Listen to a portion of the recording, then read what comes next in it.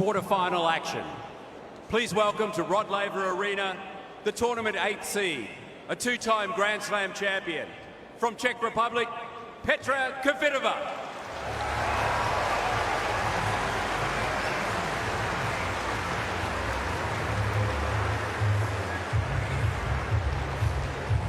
And her opponent, appearing in the final 8 of a major for the very first time, the tournament 15th seed, from Australia, Ashleigh Barty.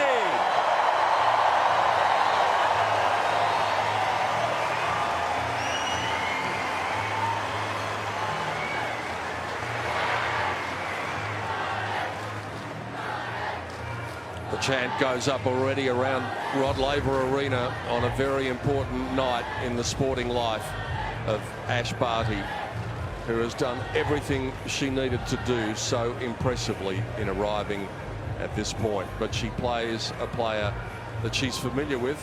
In fact, they played not that long ago, just a week and a half or so ago in Sydney. But look at the comfort of this young woman as she walks onto the court. Nothing really phases her. They've got a glorious night in Melbourne, 24 degrees. Conditions will be fast enough, although they're a little bit slower at night time, but it's been a beautiful sunny day, just a perfect day in Melbourne for this great occasion in the quarterfinals, to see whether Ash can become the first Australian woman in 35 years to reach her home semi-final. This is Amber. Can we start by taking a photo facing that way, please? Thank you.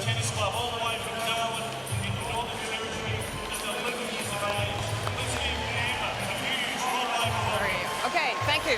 So, I know we heard this before, but just to make it clear again, the clocks are here. Please use it for your own advantage. If you'd like to make a challenge, please make that clear for me as well.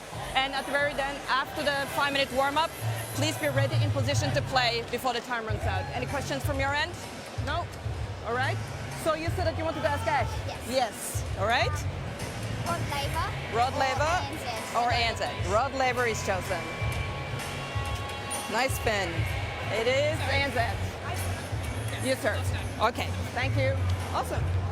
Sitting beside me in the commentary box is someone who knows this young woman very well, better than most, Casey Delacqua. Case, who's more nervous, you or Ash? Well, I'm extremely excited for this match, but I think all the nerves will be on Ash Barty tonight. But she is also very excited. I did have a quick chat with her yesterday, and she seems very relaxed and just really looking for a really exciting match here and another moment to be out on Rod Laver Arena.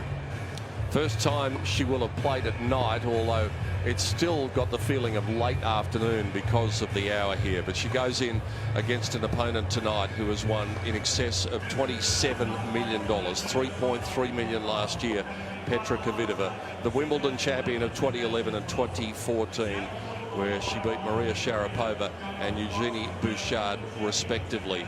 There's her record at the Australian Open. Last year, she led the tour in title victories. She won 5 times last year. Birmingham, Madrid, Prague, Doha, and St. Petersburg is the other one on the list there. She made the semi-finals in Cincinnati. She's 5th amongst active players playing the game.